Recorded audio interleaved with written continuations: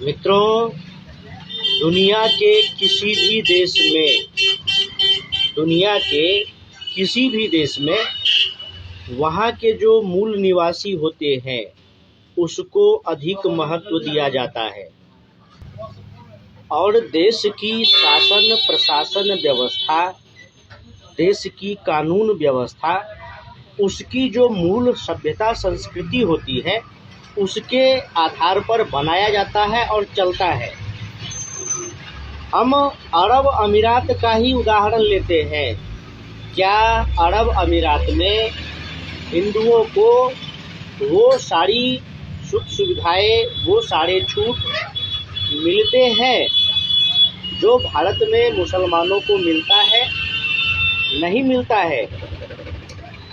सबसे पहले तो अरब अमीरात में जाने के लिए हिंदुओं को वीज़ा लेना पड़ता है, पासपोर्ट बनाना पड़ता है और वहाँ नागरिकता नहीं मिलती है।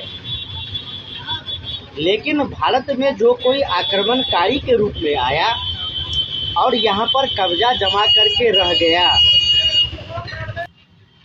जो कब्जा जमा करके रह गया, 1947 में तो वो अपना देश ले लिया।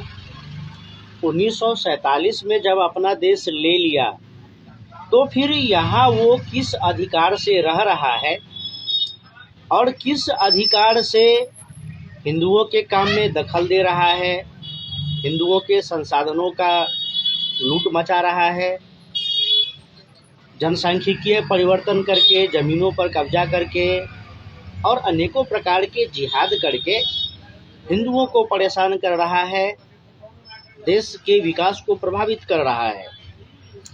किसी भी देश में, स्वयं अरब अमीरात के देश में भी इतने दंगे नहीं होते हैं, इतने विरोध प्रदर्शन नहीं होते हैं जितने भारत में होते हैं। इजराइल फिलिस्तीन के बीच में लड़ाई हो रहा है, ईरान अमेरिका इजराइल के बीच में लड़ाई हो रहा है, सीरिया में कुछ होता है, कहीं कुछ होता है, उसका विरोध प्रदर्शन जो मूल इस्लामिक देश अरब अमीरात है वहाँ नहीं होता। लेकिन जितने भी कन्वर्ट हुए हैं भारत में, जितने भी कन्वर्टेड हैं, वो सब भारत में विरोध प्रदर्शन करता है, आंदोलन करता है और उसकी आड़ में हिंदुओं की जमा पूंजी को आग लगाता है, भारत में गाड़ियों को जलाता है, तोड़फोड़ करता है, सड़कों को जाम करता है। तो यह तो हो ही रहा है देश में। तो जो मूल इस्लामिक देश है वहाँ इतने सारे अधिकार नहीं है, वहाँ इतने सारे छूट नहीं है। फिर भारत में इतने सारे अधिकार क्यों दिए गए हैं, भारत में इतने सारे छूट क्यों दिए गए हैं? तुष्टीकरण की राजनीति तो इस प्रकार से हावी है इस देश में कि कहते हैं कि अपने पैर पर कुल्हाड़ी मारना। तो यहाँ का शासन प्रशासन, न्यायपालिका, संविधान, सब जो व्यवस्था है सब मिल करके अपने आप को ही बर्बाद कर रहा है, नष्ट कर रहा है। और जितने भी प्रकार के जिहाद होते हैं, आतंकवाद होते हैं, दंगा आगजनी होता है, उसके लिए तो बहुत सारे सुझाव दिए गए हैं, बार बार दिए जाते हैं, फिर न कोई कानून बनता है, न संसद में बहस होता है।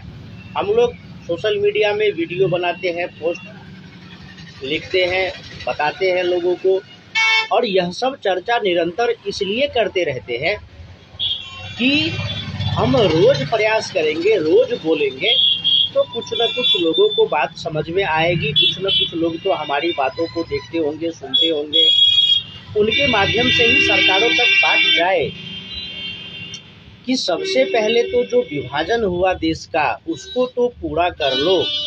वह तो पूरा हुआ ही नहीं। फिर यह तो षड्यंत्र ही है कि देश का बंटवारा भी कर लिया, पाकिस्तान गए भी नहीं, और अब जो देश में शेष बचे हैं वह पाकिस्तान के साथ मिल करके भारत में गजवा-ए-हिंद करने के लिए नाना प्रकार के षड्यंत्र चलाते हैं, जिसके लिए फंडिंग होता है। लव जिहाद, धर्मांतरण, यौन शोषण, ब्लैकमेलिंग, TCS का हो, अमरावती का हो, लेंसकार्ट का हो, सब चल रहा है, रोज घटनाएं होती है। इस देश के मूल निवासी हिंदुओं को भी उतनी खुली छूट नहीं है दंगा फसाद करने का, जितना विदेशी मत पंथ के लोग अनाप शनाप मांगों को लेकर के सड़क जाम करते हैं, विरोध प्रदर्शन करते हैं, दंगा करते हैं, जिससे देश को कोई फायदा नहीं है, कोई लाभ नहीं है। लेकिन देश में कुछ ऐसे कानून की आवश्यकता है जो लागू होना चाहिए।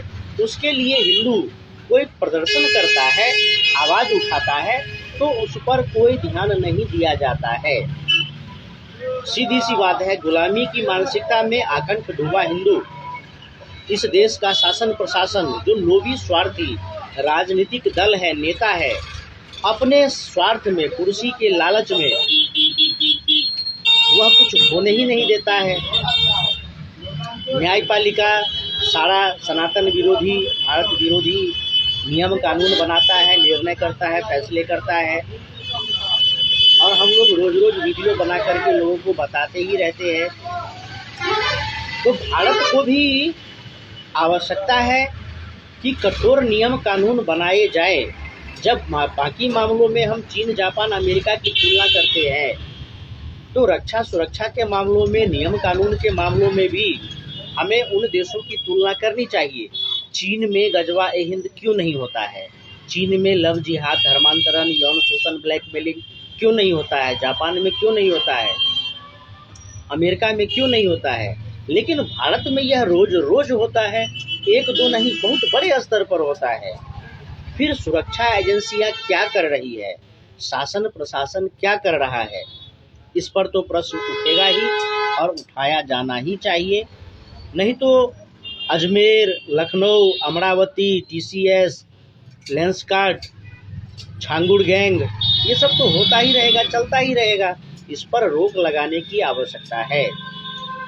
यह जो अभी लव जिहाद हो रहा है, यह सब ISIS का एक सस्ता अफोर्डेबल टूल है और कारगर है। इसलिए हमारे देश में हमारी बहन बेटियां शोषित प्रताड़ित होती है, उनका शोषण होता है।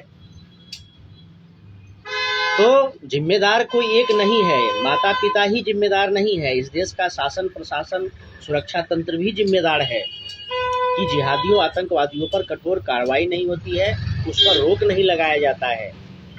जब तक कठोर कार्रवाई नहीं होगी, कठोर कानून नहीं बनेंगे, हम भारत राष्ट्र को सनातन हिंदू धर्म के दृष्टिकोण से जब तक नहीं देखेंगे, नहीं होगा। हमें भारत राष्ट्र को सनातन हिंदू धर्म के दृष्टिकोण से देखना पड़ेगा। हमें अपने राष्ट्र और धर्म के हितों की चिंता करनी पड़ेगी, तभी कुछ होगा।